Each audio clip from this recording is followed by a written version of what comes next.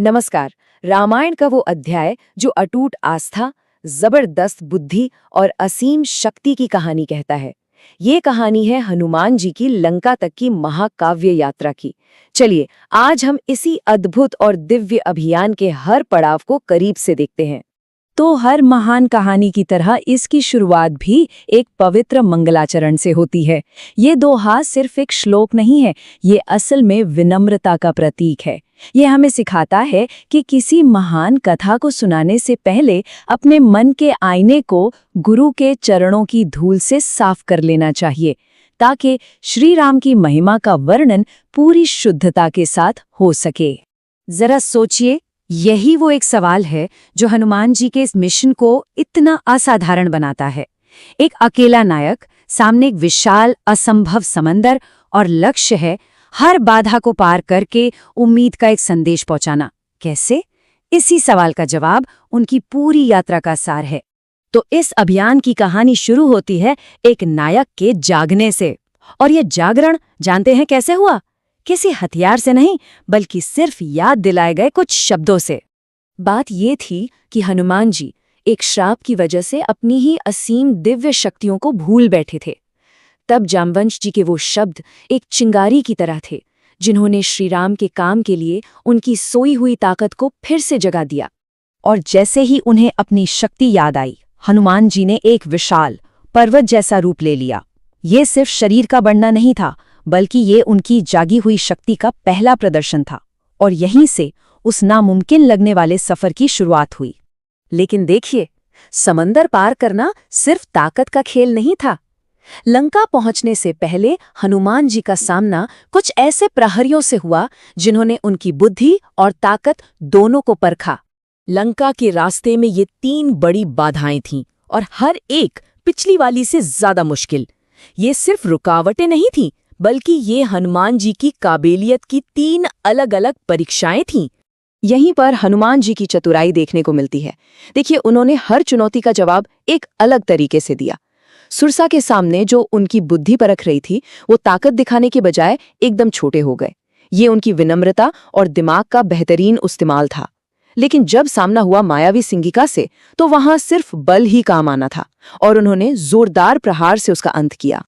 आखिरी पहरेदार थी लंका की अपनी रक्षक लंकिनी। हनुमान जी का एक ही मुक्का उसे हराने के लिए काफी था। लेकिन उस प्रहार ने उसे सिर्फ हराया नहीं, बल्कि उसे ब्रह्मा जी की एक पुरानी भूली हुई भविष्यवाणी भी याद दिला दी। वो समझ गई कि ये कोई मामूली वानर नहीं, ये तो लंका के अंत का संकेत है। तो ठीक है, हनुमान जी लंका में तो पहुंच गए, पर अब एक और भी मुश्किल काम था। राक्षसों से भरे इस शहर में कोई सहयोगी कैसे मिले? ये तो लगभग नामुमकिन लग रहा था।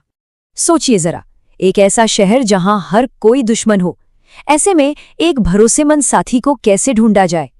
एक गलत कदम और पूरा मिशन खत्म हो सकता था। और इसका जवाब मिला आस्था में। हनुमान जी ने एक घर से आती राम नाम की पवित्र धुन सुनी। बस यही इशारा काफी था। ये रावण के ही भाई, धर्म का पालन करने वाले विभीषण का घर था। हनुमान जी को अपना साथी मिल चुका था।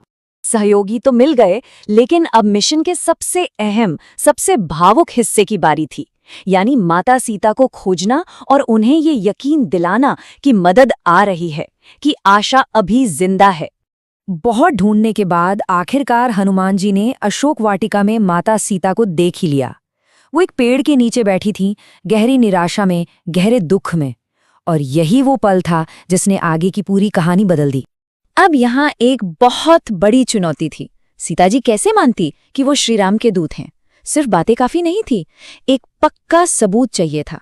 और तब हनुमान जी ने श्री राम की दी हुई वो अंगूठी उनके सामने रखी। और बस उस एक अंगूठी को देखते ही सीता जी की सारी निराशा, सारा दुख उम्मीद में बदल गया।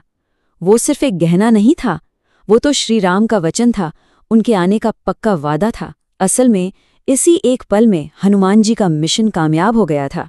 लेकिन रुकिए, काम अभी खत्म नहीं हुआ था। माता सीता तो मिल गई, पर अब रावण को एक संदेश देना भी जरूरी था। एक संदेश कि उसने दुश्मनी किससे मोल ली है, और ये संदेश शब्दों से नहीं, आग से दिया जाना था। हनुमान जी की रणनीति देखिए कितनी जबरदस्त थी। उन्होंने पहले रावण के बेटे अक्षय कुमार को मारा, फिर जानबूझकर खुद को पकड़वा लिया। क्यों? क्योंकि उनका मकसद था रावण के भरे दरबार में पहुंचना और उसे सीधे चुनौती देना। और जब राक्षसों ने अपने घमंड में उनकी पूंछ में आग लगा दी तो समझिए उन्होंने अपनी सबसे बड़ी गलती कर दी।